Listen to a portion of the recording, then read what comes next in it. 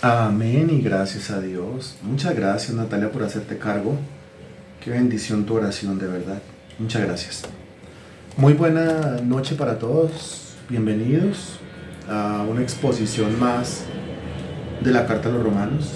Es el Evangelio.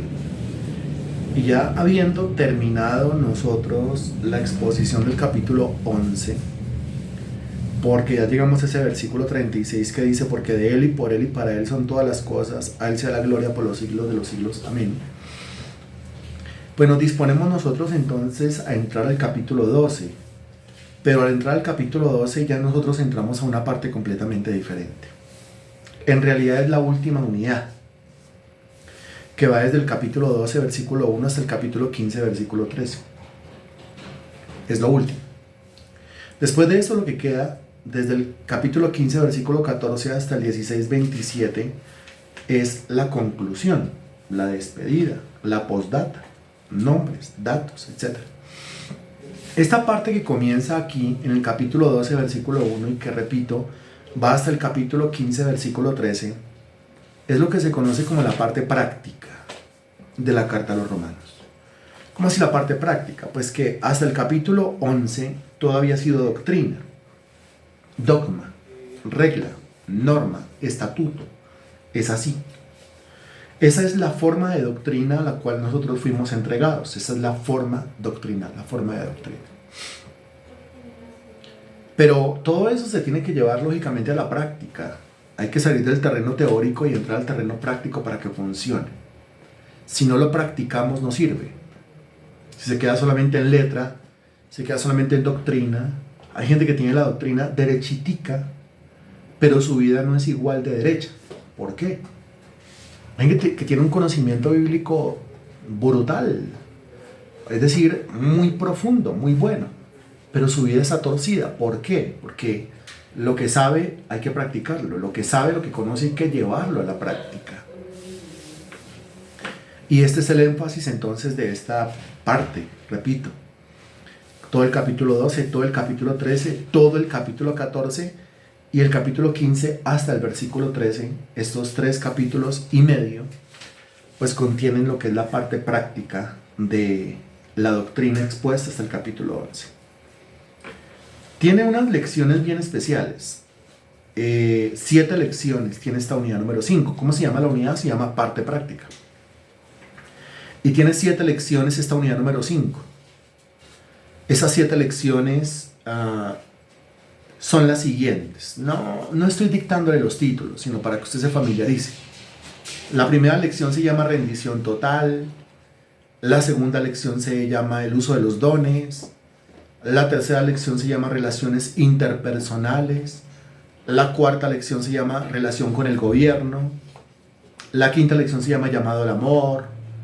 La sexta lección se llama la esperanza.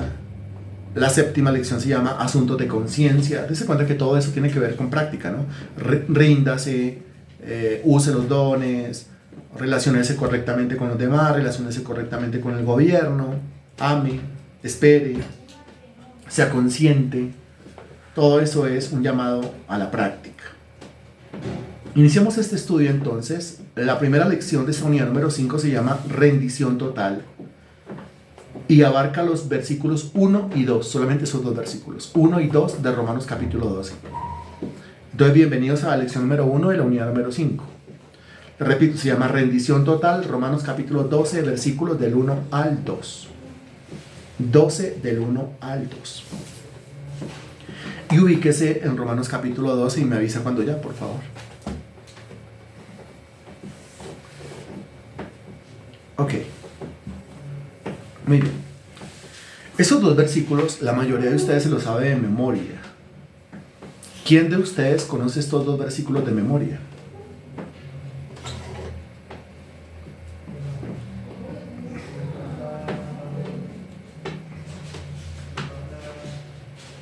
¿Quién de ustedes los conoce de memoria? Bien. ¿Alguien más los conoce de memoria? Muy bien. Ok.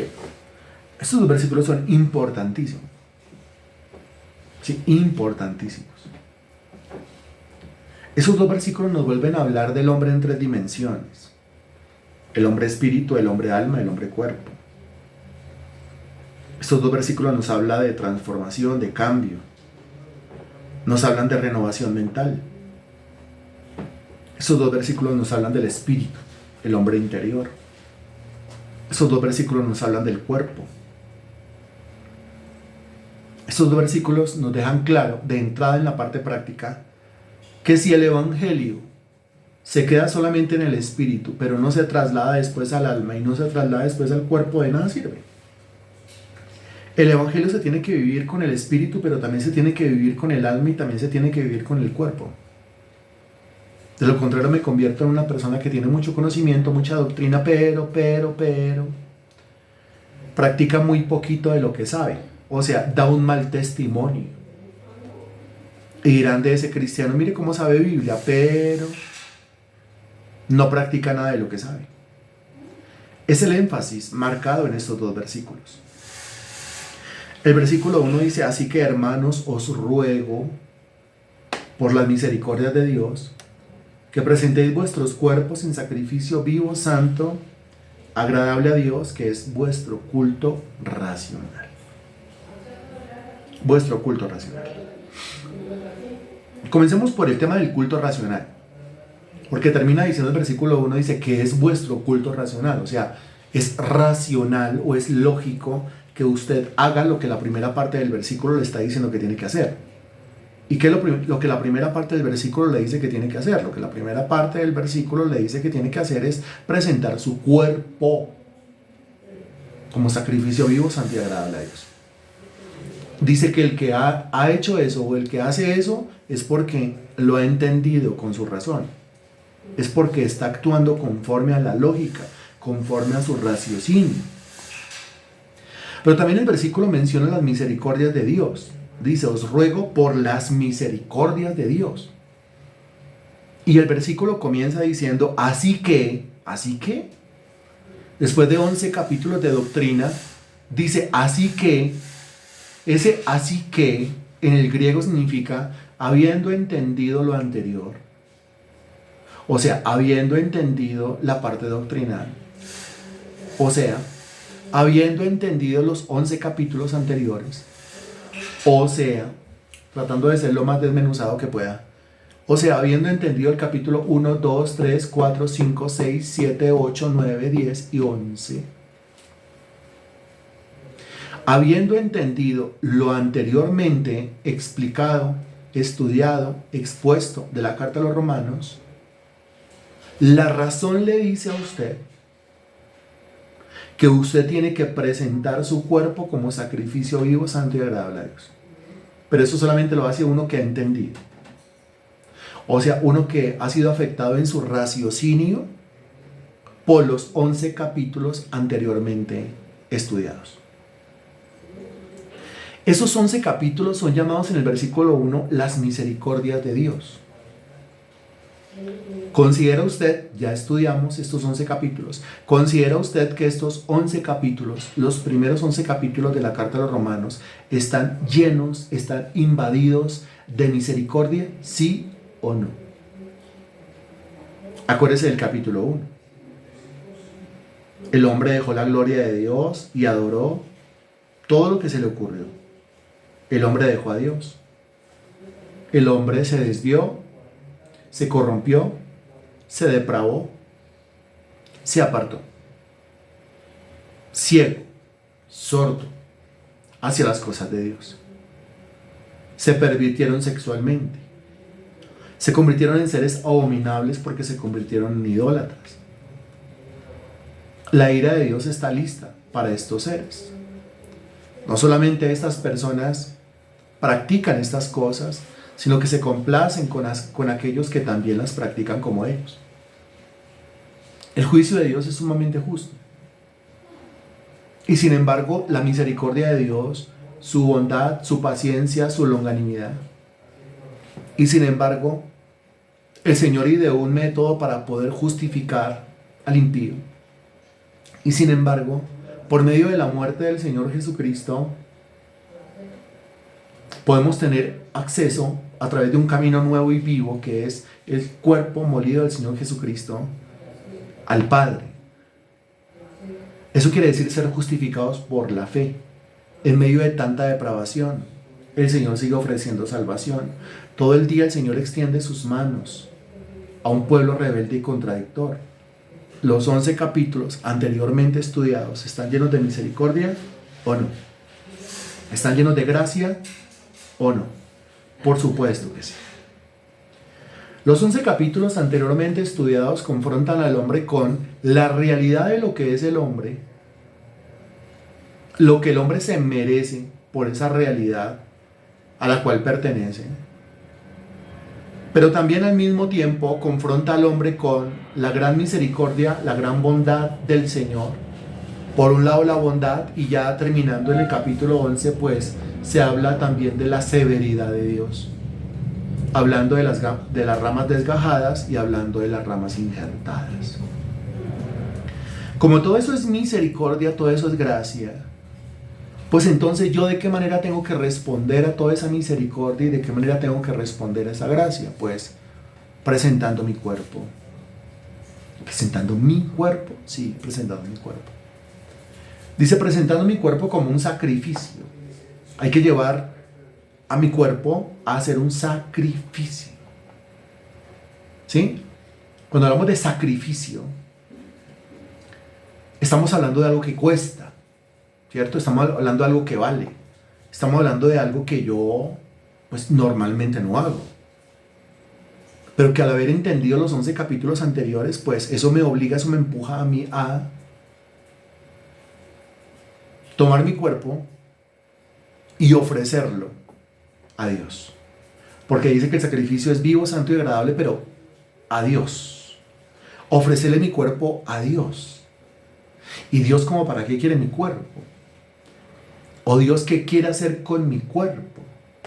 Dios qué quiere hacer con mis pies, Dios qué quiere hacer con mis manos que pertenecen a mi cuerpo, Dios qué quiere hacer con mi boca que pertenece a mi cuerpo, Dios qué quiere hacer con mis oídos, con mis orejas. Todo eso pertenece a mi cuerpo. Y luego, Dios qué quiere hacer con mi cuerpo. Responda usted, por favor. ¿Qué quiere hacer Dios con mi cuerpo? Que me dice el texto, ofrézcalo a Dios, entréguelo a Dios, presénteselo a Dios. Pues lo que Dios quiere que yo haga con mi cuerpo o lo que Dios quiere Él mismo hacer con mi cuerpo es que yo le sirva, como usted lo está escribiendo muy bien. Servir. El servicio es un sacrificio. Es un sacrificio. Y un sacrificio del cual Dios se alegra, Dios se agrada. Porque mire que dice que ese sacrificio es vivo. Y es una maravilla, ¿no? Porque el sacrificio debe ser vivo. ¿Cómo así vivo? Pues vivo es que usted no puede esperar para comenzar a servirle a Dios. ¿Por qué? Porque si va a esperar los últimos días de su vida, los últimos momentos de su vida en donde a uno le duele todo, en donde uno tiene todos los achaques, todos los dolores, todas las dolencias, todos los síntomas, de hecho, se la pasa más en el pastillero, en la farmacia o en la EPS que realmente teniendo una vida normal. Ahí ya el cuerpo no está vivo, ahí ya el cuerpo está muy deteriorado. ¿Va a esperar hasta ahí, hasta ese momento para servirle a su Dios? A algunos parece que sí. Porque todavía siguen diciendo que es que no se sienten preparados. Pero la preparación a mí me la da el capítulo 1, 2, 3, 4, 5, 6, 7, 8, 9, 10 y 11 de la Carta a los Romanos. Esa es la preparación que yo necesito. Si usted tiene ese conocimiento, está preparado. Pero es que no soy capaz de servirle a Dios, eso es difícil. En eso estamos de acuerdo, es difícil. La Biblia lo llama sacrificio. Ningún sacrificio es fácil. Todos los sacrificios son difíciles, precisamente por eso se llama sacrificio, porque es difícil. No cualquiera lo hace, a menos que haya entendido lo que es la misericordia de Dios. La misericordia contenida en los capítulos 1, 2, 3, 4, 5, 6, 7, 8, 9, 10 y 11. Ahora, el tema es el siguiente. El tema es que si es la primera vez que usted estudia la Carta a los Romanos, hasta el capítulo 11, pues usted ya está comprometido con Dios. Dios espera, Dios le exige a usted, ¿sí?, que usted a partir de ese momento le sirva. Ahora, si no es la primera vez que usted estudia la Carta a los Romanos, sino que es la segunda, la tercera, la cuarta, no sé cuántas veces ya ha estudiado la Carta a los Romanos y ha llegado a este punto, y todavía no, Pues entonces imagínese usted la deuda tan grande. Imagínese que desde el primer momento Dios quería que usted le sirviera y todavía no le sirve. Porque me escondo siempre detrás de lo mismo, ¿no? Pero es que yo creo que no tiene que. No, yo no tengo la preparación, pero ¿acaso ya no tiene el estudio? ¿Acaso ya no tiene el conocimiento? ¿Qué más preparación quiere usted? No es que yo quiero llegar a ese momento en el cual yo no sienta miedo, no va a llegar el momento. En el cual yo no sienta vergüenza, ya no va a llegar el momento. En el cual yo no sienta pena, no va a llegar el momento. En el cual yo me sienta completamente dispuesto o dispuesta para servirle a Dios, no va a llegar ese momento. Ese momento no va a llegar. Ese momento es una ilusión completa. No va a llegar el momento. Siempre que uno pasa a algún lugar, así sea delante de uno solo, a exponer la palabra de Dios, pues eso es un mar de cosas allá adentro. Un mar de sentimientos, un mar de sensaciones. Todo eso, recuerde usted que pertenece al alma y la idea es no dejarse vencer por el alma. Usted nunca se va a parar allá, perfecto. No, nunca. O sea, sin que el alma moleste, nunca, jamás. De eso se trata precisamente la madurez, que pase lo que pase y lo que esté ocurriendo a su alrededor, usted tenga la madurez suficiente como para pararse ahí a predicar delante de las personas, aunque la vida se le esté desmoronando a pedacitos. Dígame si eso es o no es un sacrificio. Aunque la vida se le esté desmoronando a pedacitos, aunque se le esté cayendo a pedacitos. Pero es el sacrificio. Precisamente es servir a Dios aunque la vida duela. Aunque le esté doliendo absolutamente todo. Está esperando ese momento en el cual nada le duela para servirle a Dios. No va a llegar ese momento. Eso es una ilusión completa. No va a llegar ese momento. Entonces aquí dice que el sacrificio tiene que ser vivo. Cuando dice sacrificio vivo, quiere decir no solamente que entréguele sus años de fuerza, entréguele su tiempo en donde usted está fuerte, en donde todavía se puede mover, todavía puede hacer cosas. Pero al mismo tiempo, cuando dice sacrificio vivo, pues la contraparte es estar muerto, ¿no? ¿Y eso qué quiere decir? Pues lo que quiere decir es que usted solamente tiene una vida para servirle a Dios. Y es esta vida. Hasta que se muera. O hasta que el Señor venga por usted en el arrebatamiento. Hasta ahí tiene usted vida para poderle servir a Dios. De ahí en adelante, pues ya no. Pues de ahí en adelante con un cuerpo en gloria, pues usted no va a tener los problemas que tiene teniendo este cuerpo corrupto. De modo que lo que usted haga con un cuerpo glorificado ya no será un sacrificio. Ahora será un completo deleite, un completo placer. El concepto de sacrificio es solamente mientras que nosotros estamos en este cuerpo. Y eso lo tenemos que entender todos, ¿no? Sí, porque es que el Señor da, su misericordia es impresionante.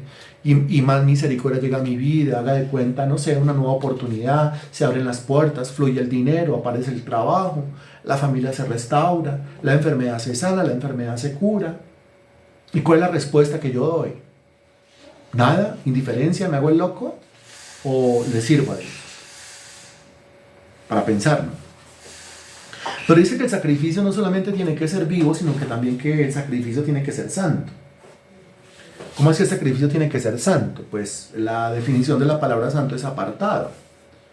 Entonces tiene que ser un sacrificio mientras que yo estoy vivo, pero también tiene que ser un sacrificio que yo voy presentando y que me aparta de lo malo, me aparta del pecado. Realmente esa es una de las razones por las cuales, ahí tiene usted las razones por las cuales la gente no sirve. Porque la gente dice, no, yo le sirvo más adelante. Más adelante cuando ya no tenga vida. Más adelante cuando no tenga fuerza. Y después no le está sirviendo a Dios. ¿Por qué? Porque está consagrado, pero al mundo. Porque está entregado, pero al mundo. Entonces son los compromisos con el mundo los que le impiden servirle a Dios. Los que le impiden hacer el sacrificio. ¿Qué le impide? La hacienda, la familia, los bueyes. ¿Se acuerdan las excusas? ¿Qué le impide? El trabajo, la plata, la deuda, el capital, la familia, el perro, el gato. Bueno, siempre decimos eso, ¿no? Algunos se ofenden la manera como uno lo expresa. Expresémoslo. Así se ofendan. Pero cuando yo voy colocando excusas, quiere decir que yo no estoy santificado. La santificación quiere decir apartarse. O sea, lo que sea que le esté a usted estorbando el servicio a Dios, usted debería apartarse de eso o de ese, de lo que sea y de quien sea, porque me está estorbando el servicio a Dios. Lo principal, lo primero tiene que ser el servicio a Dios, ya que yo he entendido las misericordias de Dios, ¿no es cierto? Dice, por lo demás, así que hermanos, os ruego por las misericordias de Dios. Es que note el juego de palabras. ¿De quién son las misericordias? De Dios. Así que yo tengo que presentar mi cuerpo en sacrificio vivo, santo y agradable a Dios. Si nota él de Dios y después el a Dios. Si alguno pregunta, pero ¿por qué tengo que servirle? ¿Por qué tengo que presentar mi cuerpo en sacrificio vivo, santo y agradable a Dios? Pues porque Él, Dios, tuvo misericordia de usted. Y si yo tengo la misericordia de Dios sobre mi vida, pues entonces yo tengo que disponerme para servirle a Él. ¿Para pagarle su misericordia? No, pero yo ¿cómo hago para pagarle eso a Dios? Es imposible que yo lo pueda pagar. Entonces, ¿de qué manera? No, yo no lo hago para pagarle a Dios. Yo lo hago por puro agradecimiento a toda esa gracia y a toda esa misericordia y a todo ese amor derramado sobre mi vida. Por eso yo lo hago. Es una deuda que yo nunca jamás voy a poder pagar. Por el Señor dice que me ama de pura gracia, porque sabe que nunca le va a poder pagar. Pero a continuación dice que el sacrificio es agradable. Es agradable y después dice a Dios. A Dios le agrada el sacrificio. Puede ser que a mí me esté doliendo. Puede ser que a mí me esté apesadumbrando. ¿Sí? Puede ser que no esté tan cómodo yo en ese servicio. Pero a Dios le está agradando. Y recuerde que usted y yo vivimos y usted y yo servimos es para agradarnos, no a nosotros mismos, sino agradarle a Dios. Para eso vivimos. A Dios le está agradando aunque a mí me está desagradando. A Dios le está agradando aunque yo me siento incómodo. A Dios le está agradando, a Dios le está gustando aunque no me siento totalmente bien. Pero ¿eso qué importa? Porque es que ahí uno demuestra madurez. Uno demuestra madurez cuando uno lucha, cuando uno trabaja, cuando uno se esfuerza por hacer feliz o por agradar el corazón de aquel que tuvo misericordia sobre mi propia vida, aunque yo en el fondo no me sienta contento. Recuerde que si en el fondo no me siento contento, es por causa de mi alma que nunca está contenta con nada, mucho menos con las cosas de Dios. Esto es una cosa de la cual hablamos todos los días y la cual repasamos todos los días y con la cual nos encontramos todos los días, independientemente del curso que estemos estudiando. Entonces, para repasar, la persona que se las dé de racional o la persona que se las dé de lógica, de inteligente, pues debe estar involucrado en el servicio a Dios. La inteligencia lo va a llevar a servirle a Dios.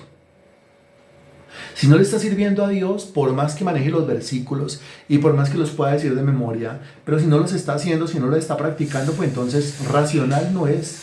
El culto debe ser racional. Ahora, racional desde el punto de vista de la razón de Dios. Desde ese punto de vista, el culto debe ser racional. Aquí se habla de culto. Que es que llamamos nosotros culto a lo que hacemos el domingo de 9 de la mañana a 11 de la mañana. Me voy para el culto. No. Yo debo vivir un constante culto a Dios.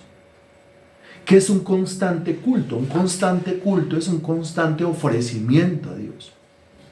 Una constante entrega a Dios. Una constante presentación delante de Dios o un constante sacrificio a Dios, como lo dice el versículo. El culto, o sea, la partecita esa del domingo de 9 a 11 es una parte de lo que hacemos. Pero no puede ser que yo venga a ofrecerme, no puede ser que yo venga a la iglesia a ofrecerme a Dios el domingo de 9 a 11 y el resto de la semana, el resto del domingo y el resto de la semana, pues yo lo viva como si no tuviera Dios, como si no tuviera conocimiento, como si no tuviera doctrina.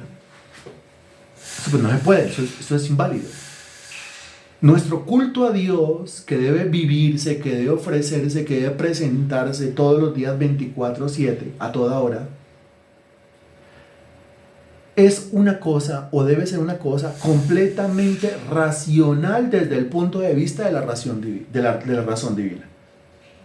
Eso quiere decir que si alguien a usted le pregunta, ¿pero usted por qué le sirve a Dios? O si alguien le pregunta, ¿qué está haciendo usted? Usted sirviendo a Dios. ¿Qué es servir a Dios? Que usted lo pueda explicar. ¿Por qué le sirve a Dios? ¿Por qué le sirvo a Dios? Por razón de las misericordias que Dios derramó sobre mi vida. Por eso le sirvo a Dios. Y el servicio es a Dios. Note, el servicio no es ni siquiera a una iglesia. El servicio no es ni siquiera a un cristiano. El servicio no es para los hombres. El servicio es a Dios. ¿Que beneficia a los hombres? Sí. ¿Que beneficia a una congregación? Por supuesto que sí. Pero el sacrificio o el ofrecimiento o lo que yo entrego o lo que yo presento es delante de Dios. Mañana, por ejemplo, tenemos una actividad. Pues todos, lógicamente, están cordialmente convocados, ¿no? Convocados.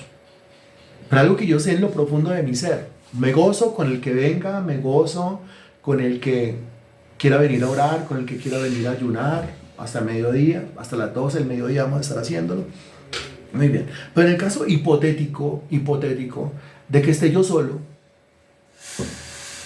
pues yo voy a ayunar. Pues yo lo voy a hacer. Mi ofrecimiento, mi sacrificio, nada tiene que ver con que si alguien más lo está haciendo o alguien más no lo está haciendo. Como la predicación del Evangelio. Si resulta que nadie más quiere predicar el Evangelio aquí, de todas maneras yo lo voy a seguir haciendo. Porque nada tiene que ver la predicación del Evangelio con que alguien más lo esté haciendo o con que alguien más no lo esté haciendo. No, es mi culto racional, mi ofrecimiento, el sacrificio que yo hago delante de Dios. Que si todos los días hay disposición, no, pues obvio todos los días no hay la misma disposición. Que si hay problemas, pues como Natalia oraba hace un rato de una manera muy certera, pues es que uno es un hombre y está lleno de defectos y tiene pecados y ya está en un proceso de santificación y todos los días pues tiene que luchar contra su propia alma, mente, corazón, voluntad. Tengo familia cercana, lejana, problemas, tengo hijos, situaciones, una cosa, la otra, situaciones económicas, situaciones laborales, plata, pagos.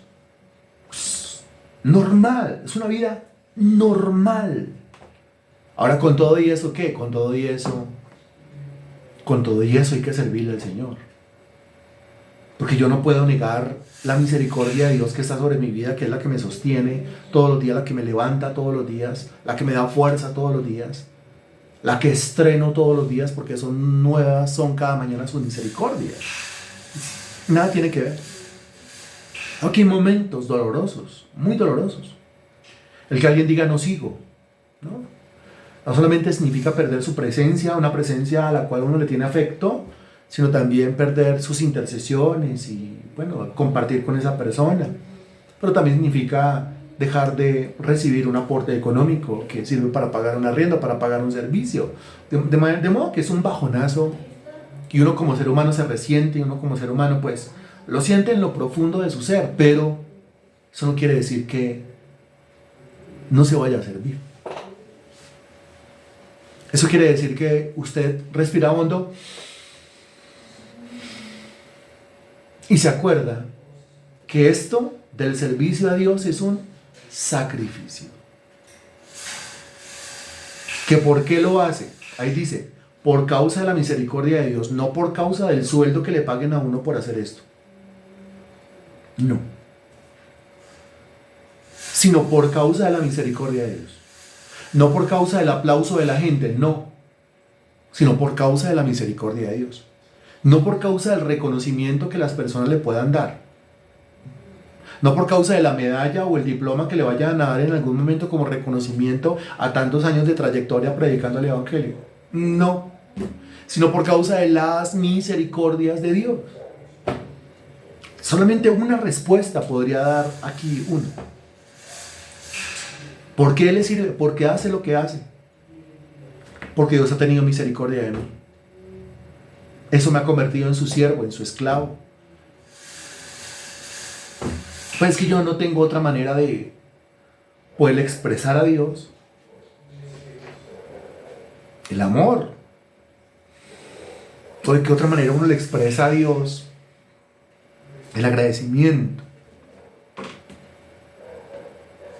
Solamente dando gracias, pues no se puede. Solamente diciendo gracias, no. Se queda uno corto. El agradecimiento sería solamente de palabras. Como muchos cristianos que se quedan solamente en palabras, diciendo gracias, gracias, gracias, gracias. Y los que se quedan en palabras son los que en aquel día le dirán, Señor, Señor, en tu nombre, Señor, Señor, Señor, Señor. Pero ¿de qué otro modo yo puedo demostrarle a Dios que yo lo quiero, que yo lo amo, que yo lo respeto, que yo le sirvo, que yo lo adoro, que yo le alabo? Pues no solamente cantando el corito el domingo, ¿no?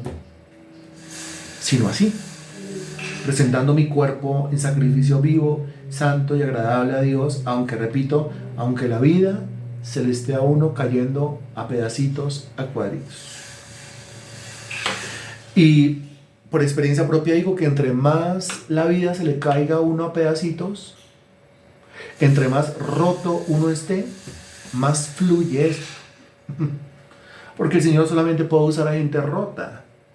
El Señor solamente puede usar a gente quebrantada, ¿no? Solamente puede usar a gente que está pues, vuelta a pedacitos, vuelta a añicos, así, que anda así. Y el Señor es la restauración de esa persona y es quien sostiene a esa persona. Esa persona pues nunca va a decir, es que yo soy el mejor, yo soy el berraco, es que mire yo cómo predico, es que mire yo cómo expongo, es que mire... No. Porque ¿de dónde se agarra para decir que es Él el que lo está haciendo? Esa persona siempre tendrá que reconocer, no, definitivamente es Dios, no soy yo. Es Dios el que lo hace.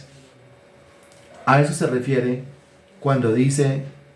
Así que hermanos, os ruego por la misericordia de Dios que presentéis vuestros cuerpos en sacrificio vivo, santo, agradable a Dios, que es vuestro culto racional.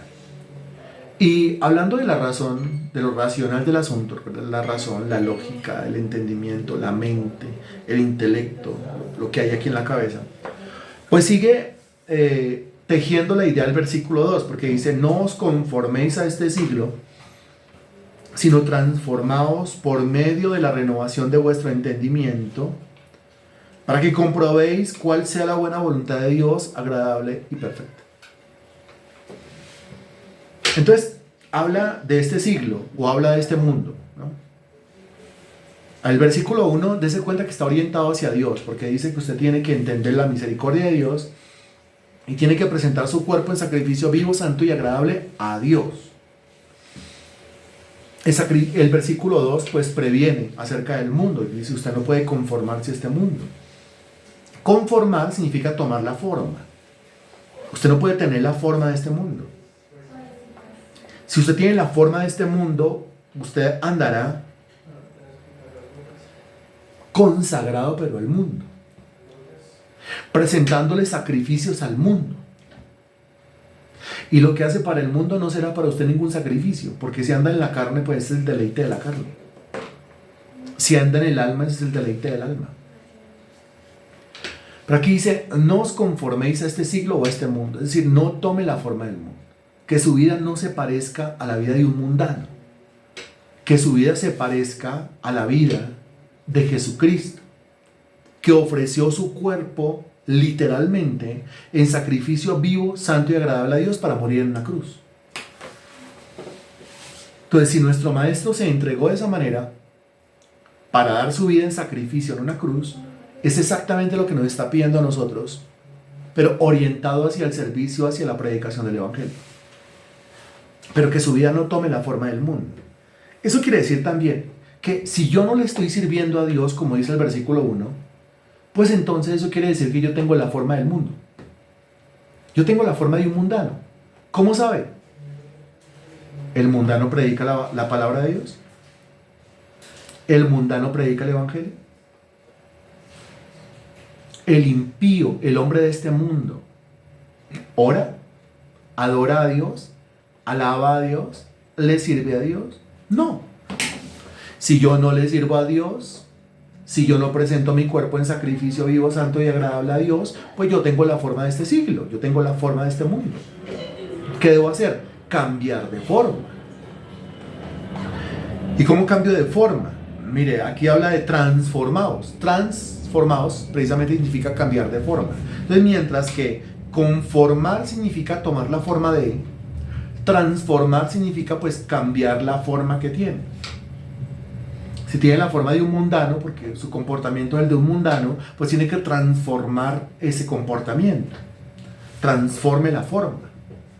Y aquí dice claramente que yo me transformo, que dice, sino transformaos, o sea, transfórmese, cámbiese usted mismo, por medio de, mire la herramienta, ¿sí? Mire lo que Dios usa para eso, por medio de la renovación de vuestro entendimiento. Eso es renovar, que significa hágalo nuevo, vuelva a hacerlo nuevo. Eso de ese prefijo, a pocos les gusta, porque el es vuelva otra vez, el es insista, es persista, ¿sí? Es de nuevo, pero de nuevo, sí, de nuevo, hay que hacerlo otra vez. Aquí dice renovaos, transformaos por medio de la renovación. ¿Y qué es lo que tengo que renovar? ¿Qué es lo que tengo que hacer nuevo? ¿A qué parte de mi ser le tengo que meter cosas nuevas? Ahí dice claramente, transformaos por medio de la renovación de vuestro entendimiento. Es a mi entendimiento al que le debo meter cosas nuevas, o cosas nuevas son las que debo entender. ¿Y cuáles son las cosas que yo debo entender a fin de perder la forma de este mundo, transformarme a la imagen de Cristo y hacer lo que dice el versículo 1, es decir, presentar mi cuerpo en sacrificio vivo, santo y agradable a Dios? Pues lo que yo debo entender son las misericordias de Dios. Y las misericordias de Dios son, repito, el capítulo 1, 2, 3, 4, 5, 6, 7, 8, 9, 10 y 11 de la carta a los Romanos. Esas son las misericordias de Dios. Si quieres saber cuáles son las misericordias de Dios, en esos 11 capítulos usted encuentra las misericordias de Dios. Y lo que está diciendo es, mire, si usted no le está sirviendo a Dios y usted tiene la forma de este mundo, es porque usted entonces no ha renovado su entendimiento con el conocimiento del Evangelio. Si usted quiere transformar su conducta, la conducta, el comportamiento es lo que se ve, o sea, lo que se hace con el cuerpo. Si usted quiere transformar su conducta o su comportamiento, que es lo que se hace con el cuerpo, pues primero le toca afectar su entendimiento. Primero le va a cambiar la mente. Ahora, ¿en dónde está la mente? ¿En dónde está el entendimiento? Eso está en una parte de su ser. ¿En dónde está el raciocinio? Eso está en una parte de su ser. ¿Cómo se llama esa parte de su ser? Esa parte de su ser se llama alma. Por eso hablábamos al principio. Hace unos 40 minutos yo le estaba diciendo, aquí nos volvemos a encontrar con el hombre en 3 dimensiones. Porque se me dice en el versículo 1 que yo tengo que presentar mi cuerpo. Yo, ¿quién soy yo? Pues mi espíritu. Yo tengo que presentar mi cuerpo. Se menciona el cuerpo. Dice que ese es el culto racional. La razón está en el alma. O sea que si usted ya afectó la razón que está en su alma, porque ya le dio a entender a su alma cuáles son las misericordias de Dios, usted va a poder presentar su cuerpo en sacrificio. Si no está presentando el cuerpo en sacrificio para servirle a Jesucristo, eso quiere decir que su mente no ha sido afectada todavía con el Evangelio. Ahora, ¿sabía usted que usted puede llevar 10 años, 20 años, 30 años escuchando el Evangelio y aún así su alma nunca haber sido afectada por el Evangelio? ¿Cómo le parece ese estado? 30 años escuchando sermones, pero nunca su alma ha sido afectada por el Evangelio. Nunca su alma ha sido influenciada, tocada, ministrada, transformada por el Evangelio.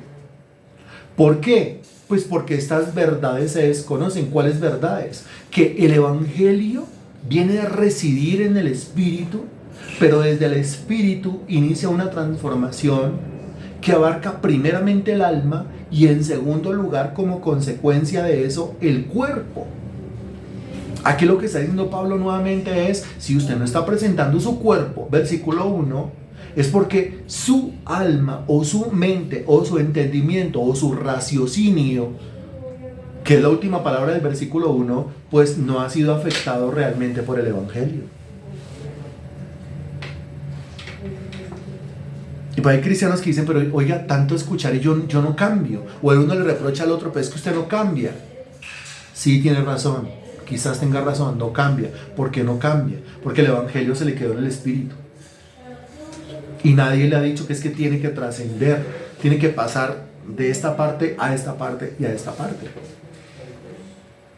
Entonces dice, transformados por medio de la renovación de vuestro entendimiento. Después dice, para que comprobéis cuál sea la buena voluntad de Dios, agradable y perfecta. ¿Qué es lo que tengo que meterle a mi entendimiento? ¿Qué es eso nuevo que yo debo poner en mi entendimiento? Lo nuevo que yo debo poner en mi entendimiento es, ahí dice claramente, la voluntad de Dios. Y dice que la voluntad de Dios es buena, la voluntad de Dios es agradable, la voluntad de Dios es perfecta. Pero si yo no la conozco, pues no voy a entender que la voluntad de Dios es buena, que la voluntad de Dios es agradable y que la voluntad de Dios es perfecta. No lo voy a poder entender. Ahí es cuando me choca la voluntad de Dios, ahí es cuando me choca el conocimiento de la palabra de Dios, ahí es cuando yo no quiero recibir doctrina porque no la entiendo. La clave es entenderlo. Esa es la clave. Entonces, dése cuenta usted cómo el Evangelio está en el espíritu del hombre, porque ha nacido de nuevo, porque es una criatura en Cristo Jesús. Pero el hombre que ha nacido de nuevo debe entender que con ese Evangelio que está en el espíritu, ahora tiene que darle cátedra y cátedra y cátedra y cátedra y cátedra y cátedra al alma, de manera que el alma entienda, de manera que el raciocinio del alma se afecte. Y al afectar el raciocinio del alma, la lógica del alma, el entendimiento del alma, como consecuencia de eso, entonces el cuerpo comienza a responder. ¿Y el cuerpo responde de qué manera? El cuerpo responde ofreciéndose como un sacrificio vivo, santo y agradable a Dios. Es decir, para ir concluyendo, eso quiere decir que el Evangelio está en mi espíritu, pero yo tengo una lucha diaria con mi alma, sobre todo con mi mente, sobre todo con mi raciocinio, sobre todo con la parte lógica que vive en mi alma. Y yo tengo todos los días que recordarle a mi alma que yo voy a hacer esto por causa de las misericordias de Dios. Y el alma le va a decir, no vale la pena. Usted va a predicar el Evangelio y mire cómo le pagan. Usted se dispone a predicar el Evangelio y la gente ni se conecta. Y la gente no se conecta, ¿sabe por qué? Porque tienen compromisos con el mundo. Porque a la gente le importan más las cosas del mundo que las cosas de Dios. Y después el alma le va a decir, ¿sí ve esa disculpa que le sacaron? ¿No le parece una disculpa como medio pinga, como medio toche? La disculpa que le sacan es que una cosa, o es que la otra, o es que la otra, o es que la otra, o es que la otra. Esa es la lucha. Es su alma hablando con usted. Y así como hemos dicho que usted tiene que hablarle a su alma, también hay que decir en este momento, no solamente que usted tiene que hablarle a su alma, sino también hay que decir que usted no puede permitir que su alma le hable a usted. Porque si usted permite que su alma le hable a usted está sosteniendo nuevamente una conversación con la serpiente. La serpiente que el diablo utiliza para hablarle todos los días a usted de su propia alma, ¿es o no es? Que va a predicar. Esa rogadera con la gente, va a seguir rogándole a la gente. La gente no vale la pena. ¿Acaso no es el alma la misma serpiente del huerto del Edén? La herramienta, el mecanismo del mismo diablo para sostener conmigo una conversación a ver si yo le creo a la serpiente. ¿Es o no es? Le estoy preguntando. La gente es desagradecida, la gente es malagradecida, la gente es indiferente, la gente no quiere. La gente se compromete con usted que sí, que yo voy a estar, y en el momento no estuvieron. Otra vez reaprendo la lección. ¿Qué aprendo? Que lo hago por causa de las misericordias de Dios, que no lo hago por causa del hombre, que lo hago a pesar del hombre. Porque si lo hiciera teniendo los ojos en el hombre, no lo haría. Si lo hiciera teniendo los ojos en el hombre, no movería un párpado, no me movería un dedo, ni un músculo. Que ni una gota de mi sangre corra por mis venas por causa del hombre, porque ninguno lo merece. Pero cuando hablamos de Dios, de lo que Él hizo, pues entonces es la cátedra que yo le tengo que dar a mi alma. Y tengo que todos los días hablarle a mi alma y todos los días decirle a mi alma. Eso va a provocar que mi cuerpo se disponga para escuchar, predicar, escudriñar, explicar, exponer la bendita palabra del Señor, y no se puede de otra manera. Y no se puede de otra manera. Entonces aquí usted encuentra claves de servicio a Dios, ¿no? Claves de servicio a Dios. Una persona que no le sirve a Dios es una persona gobernada por su propia alma. ¿Cómo le parece esto? Una persona que no le sirve a Dios es una palabra que está gobernada por su propia alma. Mientras que siga gobernada por su propia alma, nunca le va a querer servir a Dios. El alma se quiere servir es a sí misma. Y el cuerpo, obvio que no le va a servir a Dios. El cuerpo solamente va a querer servir a lo que el alma le diga que tiene que servir. Bueno, bendigo a todos los que mañana van a estar aquí participando de ese ayuno. Algunos me han dicho que tienen dificultad para estar a las 6 de la mañana, pero que pueden estar un poquito más tarde. Igual todos son bienvenidos, no hay ningún problema, agradezco a todos. Y yo solamente monto una publicidad y el que Dios disponga, pues está bien. Si vamos a estar 1, 2, 3, 20, 30, maravilloso. ¿Qué vamos a hacer? Ayunar. O sea, ¿qué vamos a hacer? Orar, interceder. ¿Qué vamos a hacer? Vamos a cantar, vamos a alabar, vamos a adorar a Dios y vamos a seguir intercediendo. No se preocupe que vamos a tener agüita, puede tomar agüita, ¿sí? Y no se preocupe que al terminar el ayuno, usted será atendido con alguna cosita para que no se vaya con el estómago vacío usted para su casa. Al menos, como se cierra un ayuno, al menos con un pan y un tinto, usted se podrá ir para su casa. Le agradezco mucho. Cerramos nuestros ojos, por favor, inclinemos nuestro rostro. Bendito Dios, te damos gracias. Tú eres bueno, eres maravilloso, eres grande, mi Señor. Gracias por tus misericordias, las cuales sabemos, entendemos, reconocemos. Son esas misericordias, mi Dios, las que nos mueven al servicio definitivamente. Son esas misericordias las que hacen posible, Señor Dios, que en medio de tanto caos y en medio de tanta situación podamos seguir perseverando, Señor Dios, en este camino contigo. Sabemos que esto es una guerra, un campo de guerra. Tú eres tan bueno, mi Dios, que nos defiendes a cada paso. Eres nuestro protector. Eres nuestra retaguardia, Señor. Te doy gracias por cada persona que en esta noche se conectó. Y te doy gracias por cada persona que mañana ha dispuesto su vida, mi Dios, para acompañarnos en esta actividad, en este ayuno. Pidiéndote, Señor Dios, por esta actividad del Congreso, la verdad, una actividad muy desgastante, muy compleja, muy llena de cosas, Señor Dios, pero por tu gracia y por tu misericordia sabemos que tu mano va a estar sobre nosotros, y cuando tu mano está sobre alguien, pues todas las cosas salen bien. Que esta palabra haya edificado a los presentes y que a través de los presentes otras personas también sean edificadas. Te lo pedimos en el nombre del Señor Jesús. Amén y gracias a Dios.